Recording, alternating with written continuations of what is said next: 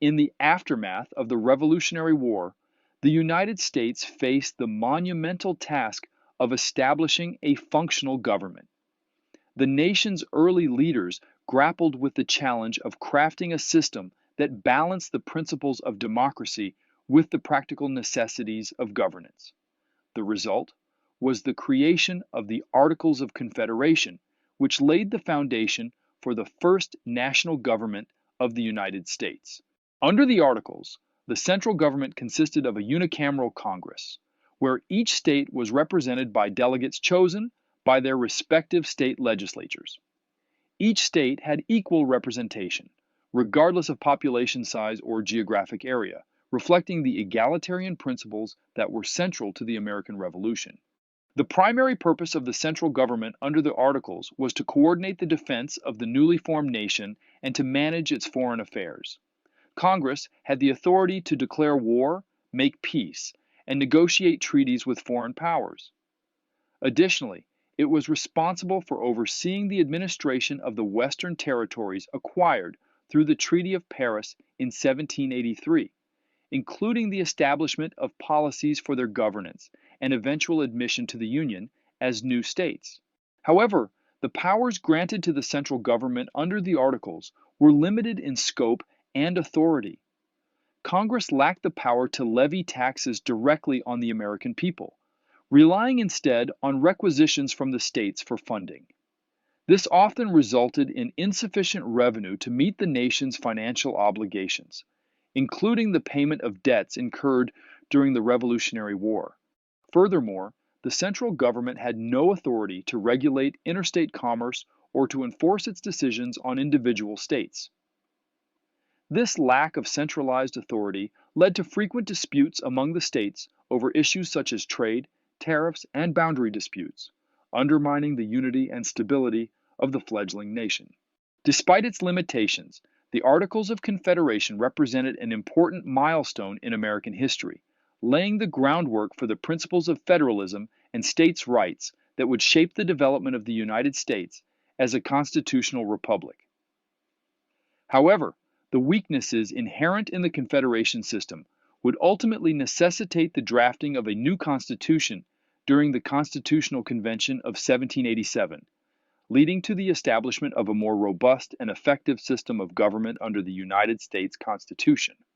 The structure of government established under the Articles of Confederation reflected the concerns and ideals of the American revolutionaries, who sought to avoid the perceived tyranny of centralized authority.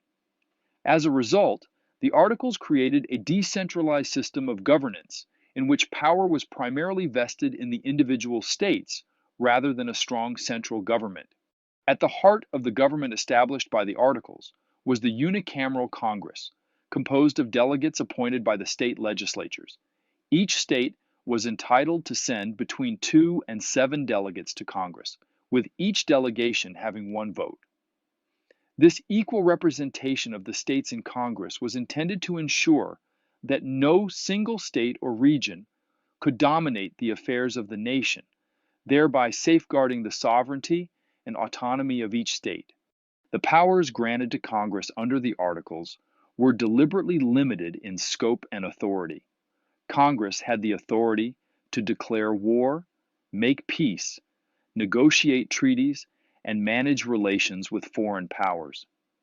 It was also responsible for overseeing the administration of the Western territories and admitting new states into the Union.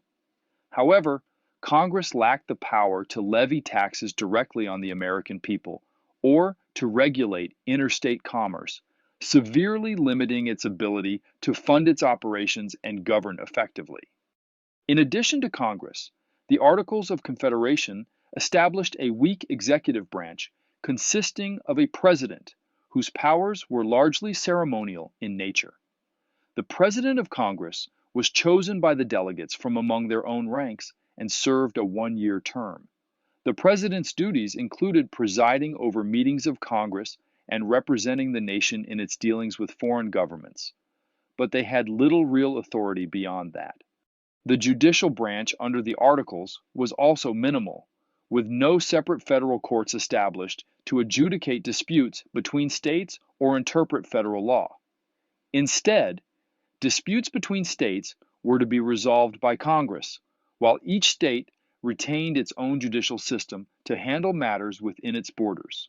Overall, the structure of government under the Articles of Confederation reflected a cautious approach to centralized authority, with power dispersed among the states to prevent the concentration of power in the hands of a single individual or institution.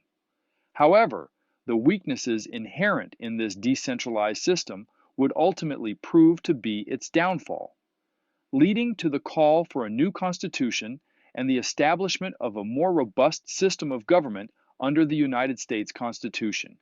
The process of ratifying the Articles of Confederation and amending them represented significant challenges that reflected the diverse interests and concerns of the newly independent American states.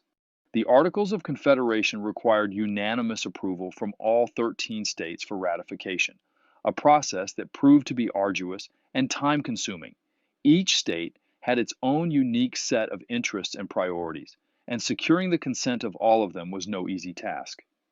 Some states were reluctant to cede authority to a central government, while others were concerned about preserving their own autonomy and sovereignty. After much debate and negotiation, the Articles were finally ratified by all 13 states in 1781, marking the official establishment of the first national government of the United States. However, the unanimity required for ratification foreshadowed the difficulties that would arise in attempting to govern effectively under the Confederation system. The Articles of Confederation included a provision for amending the document, but it required unanimous agreement among the states, making it exceedingly difficult to enact any changes to the governing structure. This requirement reflected the framers' desire to prevent any single state from unilaterally altering the terms of the Confederation without the consent of the others. As a result, the amendment process under the Articles was virtually impossible to achieve in practice. Even minor revisions to the Articles proved to be contentious and divisive, as states jealously guarded their own interests and resisted any attempts to encroach upon their sovereignty. This inability to adapt to changing circumstances or address the shortcomings of the Confederation system contributed to its eventual downfall. The difficulties in amending the Articles of Confederation highlighted the need for a more flexible and responsive system of government that could adapt to the evolving needs of the nation. This realization ultimately led to the convening of the Constitutional Convention of 1787, where delegates from across the country came together to draft a new constitution that would establish a more effective and enduring framework for government under the United States Constitution.